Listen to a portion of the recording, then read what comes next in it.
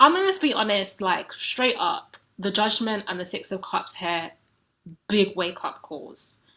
That's the energy that I'm getting. Huge, huge, loud wake up calls from within. But also with the Six of Cups, I feel like the wake up calls is interesting. It feels like it's coming from you. It's not from outside of you.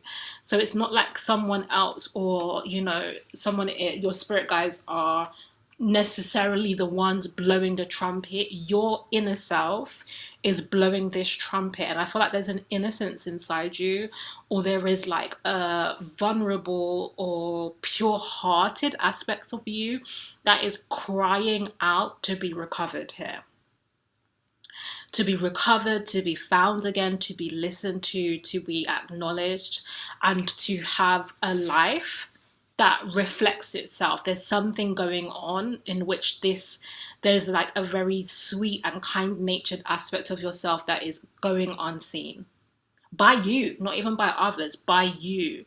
That there's something about the way that you have created your life, or that you show up in your life, that is a denial of that aspect of yourself.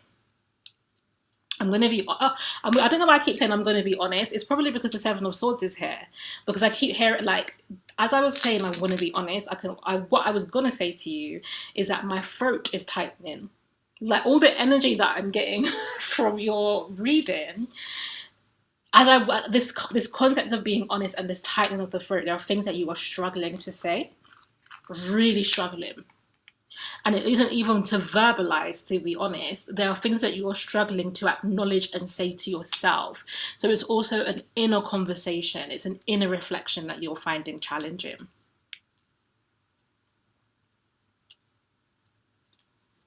I'll come to the Ascendant in a moment. I'm going to go to the Queen of Wands in the Mars energy.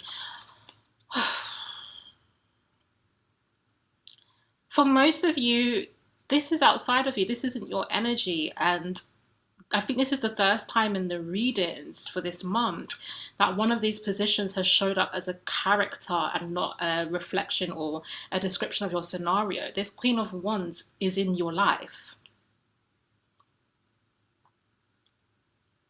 And I feel like there is a power dynamic here with the Queen of Wands and the Six of Cups, where this hidden self, or this innocent or pure-hearted aspect of you, I think you're concealing it also from the Queen of Wands. So this could be a maternal figure that has a lot of power, control, or influence over you. This could be a partner, a lover. I don't feel like it's a boss. This feels like a close, more emotionally intimate relationship. Whatever role this Queen of Wands is playing in your life, you're hiding yourself from them. There's something that they have. There's a fire or a pushback, or there's some way that they show up that is harmful to you, that makes you feel like it would be dangerous to be soft. So you've hidden away the softer, more vulnerable aspects of yourself so that you can deal with the fire that the Queen of Wands brings. The Venus energy is here with the Seven of Swords. There's just this thing about not telling the truth about there's lies here, I'm going to be honest. Not telling the truth about what you don't like, not telling the truth about what you don't want, not telling the truth about what you don't want to do. This is saying yes when you mean no. This is going somewhere when you don't want to. This is staying in something when you don't want to. This is a lie. There's no other way for me to put it. It's a lie. And the lie is a lie you're telling. And if you're not verbalizing that lie, it's a lie that you're telling it in your actions. It's a self-betrayal, this is. Now, I do feel like the betrayal of yourself, you're betraying yourself with the thought that you're protecting yourself. You're betraying yourself because you feel like it is better to not say anything, or it's better to stay here, or it's better, whatever it is you think it's in your best interest, but actually, like I said, this really vulnerable, sweet, true inner self of yours is like, I cannot tolerate this. I can't survive the conditions that you've set up for us to live through. And so the Saturn energy here is really interesting because the Knight of Cups in this deck is really miserable.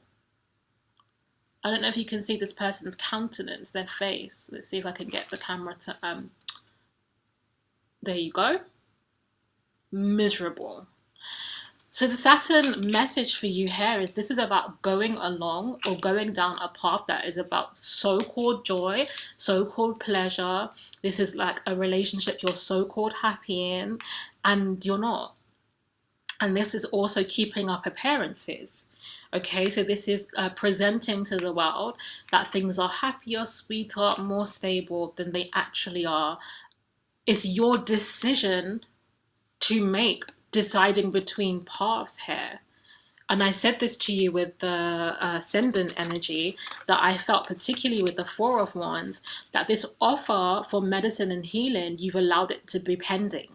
You're allowing it to just hang in the balance. Coming through the Moon energy is that ultimately, if you continue to deny and be in an illusion and participate in the self-deception about your own dissatisfaction in your life in attempt to protect yourself, because that is why, then here it is, 8 of Wands and the Death card. You are going fast nowhere and you're heading fast towards an ending.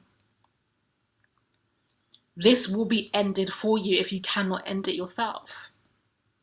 You're heading fast nowhere. That is genuinely the message. And with the World card, it's your lesson.